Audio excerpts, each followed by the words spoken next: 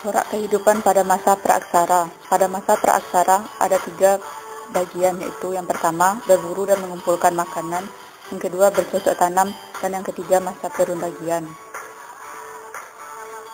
Pembahasan kali ini itu mengenai masa berburu dan mengumpulkan makanan. Masa berburu dan mengumpulkan makanan terjadi pada masa Paleolitikum atau zaman batu tua, yang berbarengan dengan kala Pleistosen yang terjadi sejak 2 tahun yang lalu. Masa berburu dan mengumpulkan makanan lebih kurang terjadi selama 600 tahun.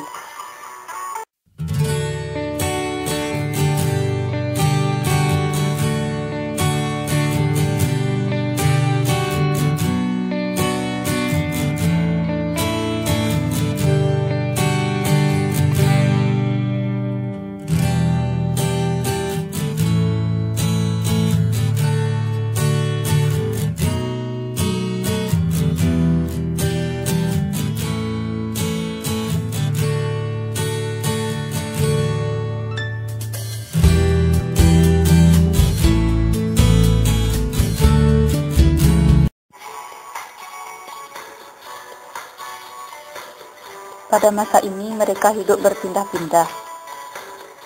Dan untuk menghindari binatang buas, biasanya mereka tinggal di gua-gua, dan ada pula kelompok yang tinggal di daerah pantai. Mereka mencari makanan berupa binatang buruan dan tumbuhan-tumbuhan liar di tepi sungai atau danau. Mereka mencari kerang sebagai makanannya. Hubungan antar anggota kelompok tersebut sangat erat. Mereka bekerja sama untuk memenuhi kebutuhan hidup serta mempertahankan kelompok dari serangan kelompok lain ataupun dari binatang buas. Kehidupan penduduk pada masa ini sangat sederhana sekali, sepenuhnya tergantung pada alam lingkungannya. Mereka hidup mengembara dari satu tempat ke tempat lainnya. Daerah-daerah yang dipilihnya ialah daerah yang mengandung persediaan makanan dan air yang cukup untuk menjamin kelangsungan hidupnya. Hidup berburu dilakukan oleh kelompok kecil dan hasilnya dibagi bersama. Tugas berburu dilakukan oleh kaum laki-laki karena pekerjaan ini memerlukan tenaga yang cukup besar untuk menghadapi segala bahaya yang mungkin terjadi. Sedangkan kaum perempuan hanya bertugas untuk menyelesaikan pekerjaan yang ringan, misalnya mengumpulkan makanan dari alam sekitarnya. Populasi pertumbuhan penduduk sangat kecil karena situasi yang sangat berat. Dengan peralatan yang masih sangat primitif, membuat mereka tidak dapat selamat dari berbagai bahaya. Hampir semua alat-alat yang digunakan masih sangat sederhana, sekedar untuk membantu pekerjaan mereka. Untuk mencukupi kebutuhan hidup mereka membuat alat-alat dari batu, tulang, dan kayu. Pada masa ini, mereka memilih untuk tinggal di gua-gua. Dari tempat tersebut ditemukan peninggalan berupa alat-alat kehidupan yang digunakan pada masa tersebut. Di antaranya itu yang pertama, kapak perimbas. Teknik pembuatan kapak ini ada 2 cara, yaitu monofasial dan bifasial. Monofasial yaitu pemangkasan alat-alat batu dilakukan pada satu permukaan saja. Sedangkan bifasial yaitu pemangkasan yang dilakukan oleh 2 permukaan batu, sehingga menghasilkan jenis alat yang karena kekhususannya disebut kapak genggam. Tradisi kapak perimbas di Indonesia ternyata mempunyai persebaran yang luas dan khususnya berkembang di tempat-tempat yang paling banyak mengandung bahan batuan yang sesuai dengan pembuatan perkakas tersebut. Alat-alat tersebut bercorak kasar dan sederhana teknik pembuatannya. Penelitian terhadap kapak-kapak batu Paleolitik di Indonesia mulai meluas sesudah Perang Dunia Kedua, dan penemuan-penemuan baru terjadi di Sumatera Selatan atau Lahat, Lampung atau Kalianda, Kalimantan Selatan atau Awing Bangkal, Sulawesi Selatan, Bali, Sumbawa, dan Flores. Alat yang kedua yaitu alat serpih.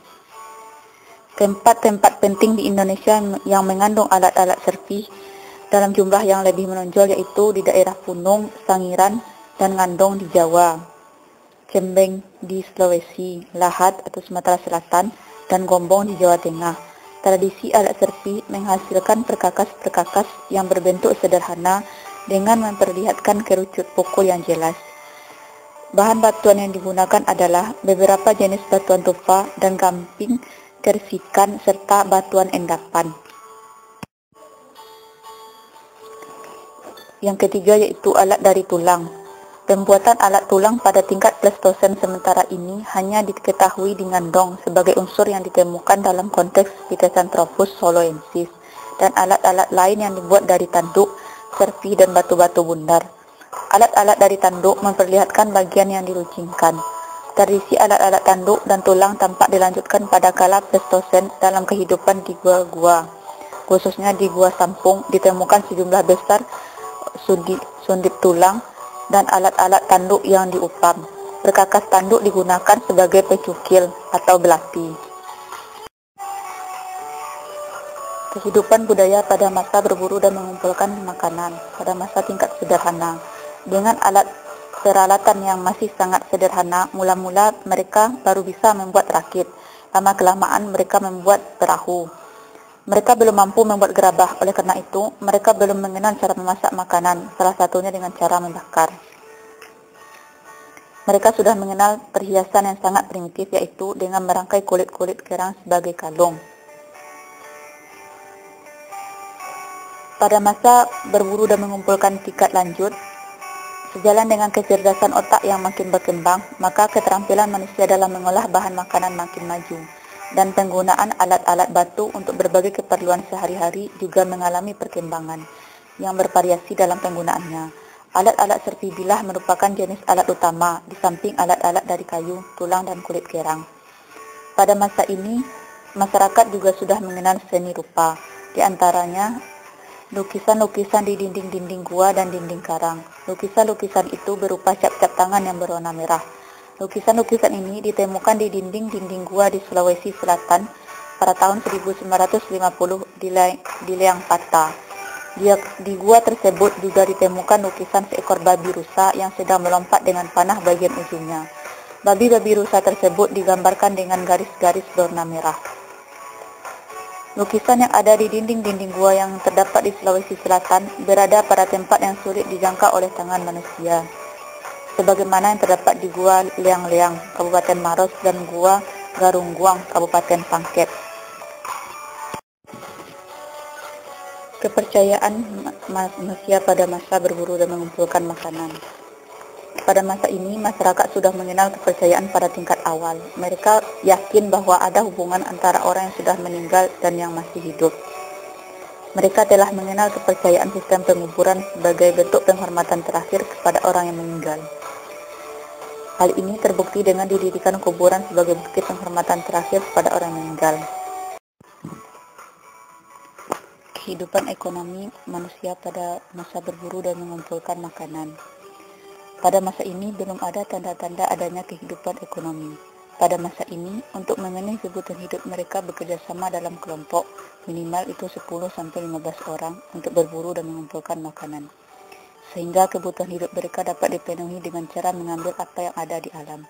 Ketika persediaan makanan di suatu daerah sudah habis, maka mereka akan berpindah dan mencari daerah lain yang menyediakan kebutuhan hidup mereka.